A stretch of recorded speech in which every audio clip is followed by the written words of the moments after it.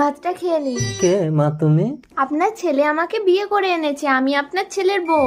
বৌমার হাতে ভাত খাবো? কনা তুই মর এবার।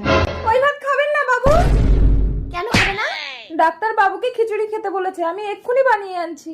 এই চাকরানির মতো থাকবি, দে ভাতের থালা দে। হাত ফসকে পড়ে গেছে বৌদিমণি। তোর এত বড় সাহস, তুই ভাতের থালা ফেলে দিলি আসু গাছকের বাড়িতে, তোকে তাড়ানোর ব্যবস্থা করছি। কি হয়েছে রে মায়া? বৌদিমণি আপনার ভাতে বিষ মিশিয়ে দিয়েছিল, সেই জন্য আমি আপনাকে খেতে দেইনি বাবু। কি ছেলে বাড়ি আসলে তুই সব বলবি, তারপর দেখি তোকে এ বাড়ি থেকে তাড়ায় না বৌমাকে। জ্বালানি ভেতরে এসে অঙ্কন।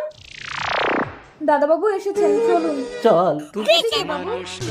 বিষ মাখানো ভাতটা ফেলে দিল চাকরানি। ও জ্বালানি, তুমি কি চাকরানির সামনে ভাতে বিষ ঢেলেছিলে?